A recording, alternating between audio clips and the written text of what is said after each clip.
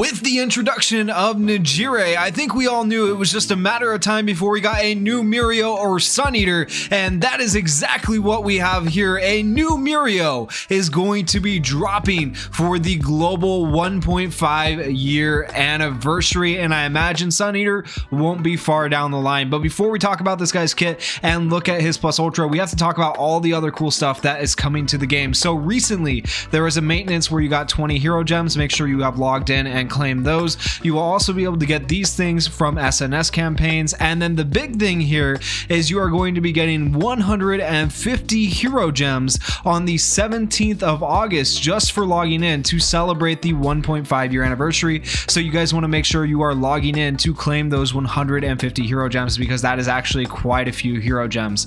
And then we are also going to be getting some rate up campaigns. Specifically, the ones I want to point out to you guys are the main quest normal and hard campaigns that are going to be on the 19th and on the 26th. You are going to have ×5 item drop rate up. Right now we currently have a ×2 that's been going on for quite a while, which has been very, very nice, but trust me, you cannot beat this ×5 rate up. Like, it is actually just so good.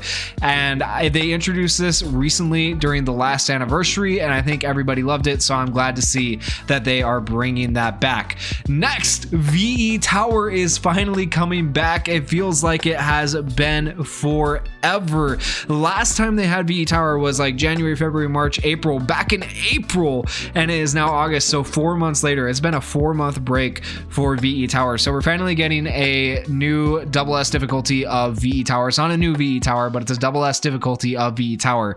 It is going to be for the Academia stage, and that is going to be starting on the 17th of August and run through the 7th of September. So that is really exciting. You know, I will be doing some videos on that, so make sure you check out those videos when they come out for the Academia stage SS difficulty VE Tower. It feels like it's been forever, and VE Tower is literally one of my favorite pieces of content in this game. I like Climax Battle too. I'm not a big fan of Ultra Arena. I have voiced my opinion on that quite a bit, but anyways, that's a whole nother video for another time where I just sit and complain about Ultra Arena. And with the new VE Tower, we are getting a new VE Tower memory. We're also getting a new USJ memory, so we have to talk about what those memories are, and these are going to be free-to-play memories, which is really nice. So the new VE Tower memory is You're Not Getting Through, featuring Mount Lady here and Gigantomachia. Decreases speed of all opponents by 15% for 5 turns. 5 turns is a lot, okay? 15% isn't a lot, but for its last 5 turns is pretty good. Increases characters' max HP by 45% if there are any pro heroes on the team. Increases characters plus ultra gauge by 50% when HP is below 50% up to 1 time. I'm gonna be honest with you guys, it's not my favorite free-to-play memory. I think it's okay. I don't really know where the speed is going to be useful, because 15% just isn't enough for PvP. Increasing max HP by 45% is probably the best thing here. If there's any pro heroes on the team, that could be useful for whatever character you put it on to give them extra max health. That's probably the most useful thing. And then increasing plus ultra gauge by 50% is good, but it's not very good when you add on the part where it says when HP is below 50% up to 1 time. That makes it kind of like eh. So this memory overall, in my opinion, is not a priority for you guys to get from the VE Tower shop. Take that how you will. I think there's better VE Tower memories to get, so I'll leave that up to you. Of course, I'm going to be getting a copy of this memory at least, because I am a collector and I want to have at least one of each memory personally. The new USJ memory here, this is what it looks like. Let's see what it does. It is called Imminent Danger, and I love this art. Like, this art is actually freaking phenomenal. This is a free-to-play memory too. I can't believe that. It increases characters' action skill impact by 60%. 60%. Guys, that is massive. That is absolutely massive if there are any pro heroes on the team. Increases characters' defense by 20% if there are any villains on the team. This sounds like it would be really good for the current Climax battle, right? So make sure you guys are saving up your USJ tokens. Cancels 1 of character status elements every 3 turns up to 5 times. Yeah, that's really good for the Redestro Climax battle. So you may not be able to farm out Redestro right now, but you could get this memory and plan for the future, because obviously the Climax battle cycle, and this could be a very very, very good memory for you. I wish they had just released it when Redestro released, but we do have other, free-to-play memories that increase defense, but none that increase defense and nullify status elements, which makes this this memory is absolutely insane for a free-to-play memory, and it's probably worth having a couple of copies of this memory. It is actually just that good. At level 1, it's only 45% skill impact, so keep that in mind, and 15% defense, but if you do get this to fully DX, 60% skill impact, I can't say enough about that. That is actually just an insane amount of skill impact. Your character is going to hit so hard. That is really, really good. The art is amazing. This might be my favorite thing in the update, honestly, and it's a free-to-play memory. That's just nuts to say, right? But yeah, it's really, really good. We have all of these summons coming to the game. So we have 2 Impact Fest banners returning again. We just recently had Kirishima and Uraraka. Now we're going to have Sue and Aizawa coming back, and I know a lot of people have been wanting this Sue who may not have gotten her before. Sue is an absolute godsend of a character. She is still one of the best characters in the game with her Pierce. She is absolutely freaking ridiculous. Like, she is just so good, right? So a lot of people are going to want her. Her banner is starting on the 21st, and it's going to run till the 5th of September. And then Aizawa's is also starting on that same day, the 21st, and going to run till the 5th of September. Aizawa can be good. I don't know that he has as many uses as Sue. He's going to be more useful. I think you'll see him more used in VE Tower now that VE Tower is coming back. So it'll be nice. We'll get to see some characters that didn't get a lot of use recently being used more with this new VE Tower coming back. So hopefully Aizawa will be one of those characters. Right now in PvP though, he struggles to find his place just because of everybody having attack alls right now and all the speed stuff and everything that's going on right now in the current meta. The biggest thing to take away here, though, is the newest banner, A Bright Future and the Bond of the Big 3 Recruit. This banner is going to be starting before either of these Impact Fest banners. It's going to be starting on the 16th of August, right after the Najire banner goes away. So hopefully you guys have saved up some hero gems to be able to summon for the next member of the Big 3. And this is only going to run till the 1st of September, so it's not going to run the extra 4 days that these 2 Impact Fest banners are going to run. And so you want to make sure that you get your chance to at least do some dailies on this banner before it goes away, because this character is another tank and I'm interested to see how he works. I've kind of looked over his kit. I'm going to be honest with you, I'm not sold on him yet, but I could be. We'll just have to see. We'll have to see how he ends up working out in game. So here is his banner. We are obviously getting the Mirio. We're getting a new UR memory and a new SR memory with the Fat Gum Taxi. And then we're also getting an event along with this banner. So let's go over the event memory first. Then we'll go over the summonable SR memory, then the summonable UR memory, and then the new character. So the new event memory, this is another free-to-play memory that I think is going to be very, very good. The free-to-plays go hard in this update, okay? So the free-to-play memory is called Spinning Our Thoughts. It increases characters' critical hit rate by 10% for 3 turns when used in a successfully executed skill chain. That's good, right? Technical hit and crit rate, really good. Increases character speed by 15% for 3 turns when used in a second or later successfully executed skill chain. Another technical hit, really good. And then increases character skill impact by 20% for 3 turns when used in a third successfully executed skill chain. So you are getting skill impact up, you're getting crit hit rate up, and you are getting technical hits, all things that are very good for VE Tower, right? With the new VE Tower coming out. The speed is kind of it's not really going to be that useful. 15% speed, once again, not great for PvP, not really prevalent or needed in PvE, either in Climax Battle or VE Tower, but I do think this memory is going to be very good. And of course the art, once again, like, look at the art. The free-to-play memory art is looking good. It's looking so good. Let me know what you guys think down in the comments though. Like, oh my gosh, I am in love with it. And then, like, I don't feel like I like this art, don't get me wrong, but it's just not as good as this. This is way, like, and this is the summonable memory. But anyways, so Fat Taxi, if there are any pro heroes on the team, increases character skill impact by 40%, which is okay for an SR memory, right? That's actually pretty good for an SR memory. Defense by 15%, which is okay, once again, could be used in the current Climax Battle because it's a permanent defense increase. There's not a lot of memories that do that in the game right now. And increases characters' bind resistance, so that could be good going against like Compress. But overall, I don't know where we're really going to have a lot of uses for this memory, but it's not a terrible memory to have. because it does have the defense right there, and that defense could be used primarily in the Redestro Climax battle. So automatically summoning on this banner, if you get this SR memory, it does have some use in the game for you. Next, we have the UR memory, Inescapable Crisis. This memory, actually, I love this art. This art looks really, really good. I'm not going to lie to you guys. So when equipped by one of the big three, increases character's action skill impact by 40% and makes character ecstatic for 3 turns up to 1 time. Increases character's action skill impact by 30% when covering allies. Also increases character's max HP by 20% for 3 turns when used in a second or later successfully executed skill chain up to 2 times. So increasing skill impact is really good, 40%. This is more of a PvP memory, I would say, PvP oriented, and it is designed specifically with Mirio's kit in mind, is what it seems like to me. So you guys will see what I mean when we go over Mirio's kit. But the fact that it increases action skill impact by 30% when covering allies just really shouts that it's made for this character. But that is a lot of skill impact up, right? Because when equipped by one of the big three, it gives action skill impact by 40%. And then if, let's say, Mirio's covering, it's another 30% action skill impact. That is giving him a 70% action skill impact up, which is really good for that character if you have this memory DX. That is a big if though.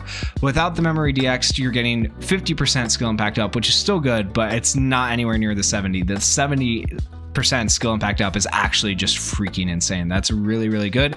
But how many people are really going to get that many copies of this memory to be able to fully DX it? Everybody is just like spent so many hero gems on the banners that they put out. They put out bangers back to back to back to back, right? Everybody is broke at this point.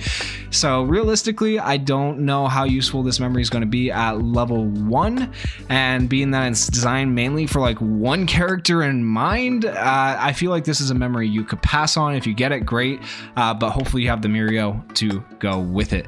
So now with that said, let's talk about the new UR Mirio, the Bright Future Mirio, and we'll take a look at his arts first. We'll start with the arts. So his arts look really good, and I like his awakened art more than I like his unawakened art. His unawakened art kind of just feels, I said they looked good, but his unawakened art feels kind of empty to me compared to what a UR art should have. It feels kind of SR level, or it feels kind of like a rehash of the previous UR Mirio to me. But the awakened art, I do like the awakened art and the effects that they've added in there, and I think that looks very good. But yeah, the art team has done some interesting things here. They always do a great job, right? But they did a great job on the free to play stuff, and then the summonable stuff this time around, I'm kind of like, I'm not too impressed with it. But let's take a look at the kit and see how it looks. So the plus ultra move is called Phantom Fist. It deals 600% damage to a single opponent, decreases defense of the opponent by 20% for 3 turns, which is okay, with a high chance 65% of confusing the opponent for 2 turns. Confusing the opponent is good, 65% is good, but this is only a single targeted plus ultra. The first action skill is called Phantom Smash, deals 375% damage to a single opponent, gives character the ability to cover allies for 2 turns and the ability to evade 2 times.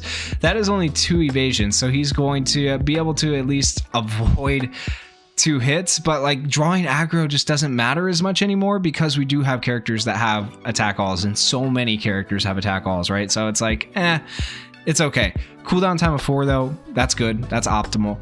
His second action skill is called Phantom Kick. It deals 375% damage to a single opponent, decreases their speed by 30% for 3 turns. Like, this is good. I like decreases in speed on auto skills though, that way you have it turn 1 and you don't have to wait like a turn in to get the speed advantage in PvP. So this is still not great in my opinion, with a medium chance 40% of confusing them for 2 turns. And this is only for 2 turns, medium chance of confusing on a single opponent. We have other characters that have a medium chance on multiple opponents already, so I'm kind of like on that one as well. Gives character the ability to evade 2 times, so he is getting 4 evasions between his 2 action skills. Those evasions are going to help give him some survivability, and he is going to be able to draw aggro So overall, it's okay so far. The main thing we need to look at though are his auto skills. This is what's going to save him, right? So his first auto skill is called Jolly and in Good Health. It gives character the ability to hide when they are not covering allies. So he's going to cover allies for 2 turns, take all this damage is the idea behind it, and then he's going to be able to hide and heal back up. The problem with this is that we have so many characters, like I've been saying, that can just attack all. It doesn't matter if he hides, right? But anyways, when hiding, gives character the ability to land a bullseye and increases character speed by 40%. That's amazing and phenomenal. So from turn 1, he's going to be hiding essentially because you're not drawing aggro, hopefully, and you're going to get a 40% speed buff. That is good for PvP, and landing a bullseye is good for PvP. And I'm referring to PvP in a lot of this because that's just what I think of when I think of this character, but he's actually going to be decent for PvE too. So I'll kind of gloss back. I'll go back over that here in a second. But the second auto skill, Will to Protect to the End, gives character ability to make a last stand 1 time, up to 1 time, gives character persistence for 3 turns when HP is below 20%, up to 1 time. So another character with persistence besides Fantasy Deku, which is interesting. And so if you don't know what persistence is, basically he can't die for 3 turns, but then after the 3rd turn, he is guaranteed to die unless he gets the persistence buff removed somehow. So yeah, persistence, I kind of love it, but hate it at the same time, but it is going to make him a really good tank, right? So it gives him the ability to make a last stand up to 1 time and gives him persistence when his health drops below 20% health. And then here's the really cool part though. When character has persistence, it gives character the ability to cover allies and the ability to land a bullseye. So the whole time that he's in persistence, they have to target him, which is cool. When character is covering allies, it increases character's defense by 30%. That's another good part. That's the biggest saving grace right there. Increasing his defense by 30% when he's covering allies plus giving him evasion, he's actually going to be a pretty decent tank. The problem with him being a pretty decent tank, once again, I'm just going to say it again, is that so many characters have an attack all, it does not matter. So it's, yeah, take it or leave it. We'll have to see. He could be on par potentially with Fantasy Kirishima, who is still like arguably the best tank in the game, right? But we'll just kind of have to see how he compares to the other tanks that are in the game. We now have Redestro, who's coming into the game. He is going to be a tank as well. Most people don't have him built yet. I personally don't have him to level 100 yet, and I've been farming Climax Battle double S difficulty every single day. When I do get him to level 100, I will be doing a showcase on him. That's why you guys haven't seen a showcase on that Redestro yet, but it is coming. So if you guys would like to see that, make sure you hit that subscribe button, hit that like button on this video. But in terms of VE tower here, let's talk about how good he can be. He has Confusion on his Plus Ultra, which is a status element. That's good, right? And then he decreases the defense of the opponent by 20%. That can be really good as well. I think that might count as a technical hit on the Plus Ultra. I don't know if it counts on the Plus Ultra. I'd have to go back and check up on that. If you know, let me know in the comments. I know there's plenty of people who are whales or play this game as much as me, if not more, and probably know whether that counts as a technical hit right there. Let us know down in the comments. And then for the first action skill, it doesn't really have any status elements. It doesn't have a technical hit here, but what's good about it is that it does have a cooldown time of 4. These cooldowns are really, really good for VE Tower, so those are optimal, right? The second action skill is good because it does have a technical hit. It decreases the opponent's speed by 30%, and it has a status element, which is good. Now, what he is lacking is he doesn't give himself Plus Ultra Gauge up, and he also doesn't give himself crit. So he's going to be kind of like middle of the tier list for VE Tower. So I think he's going to definitely be more PvP oriented is the goal behind him, but how well he's going to work in PvP is kind of up in the air.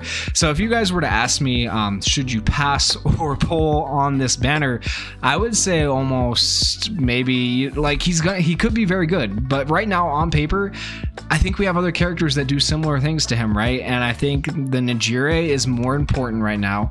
I think the Uraraka is more important. I think the memories Dull Summertime and I think the memories Splash are more important right now than this character or the memories on this banner. That's my personal opinion though. Let me know what you guys think down in the comments. You know, of course, I will be summoning for this character regardless, hoping to get him and showcase him for you guys because let's be honest, I just want to get every single character in the game, even though I still can't get World Heroes missions Bakugo, much to my dismay, and I'm still waiting on Inasa. Only 2 characters I'm missing in the game, but maybe eventually I will get them. That is all the stuff coming to the game for My Hero Ultra Impact in the coming days, guys. If you enjoyed this video, please go down there, hit that like button. It helps me out immensely, shows me that you guys enjoyed the video. Hit that subscribe button if you are not already subscribed. I am trying to get to 10,000 subscribers by the end of the year, and I cannot do it without your guys' help. So please help me out by hitting that subscribe button. And like I said before, leave me some comments about what you guys think about all these characters, the memories. What are you most excited for? The free-to-play stuff, the new Mirio, or are you not really excited for this and you're going to be summoning on the Nigeria banner? Let me know down in the comments. Thank you guys for watching. Peace.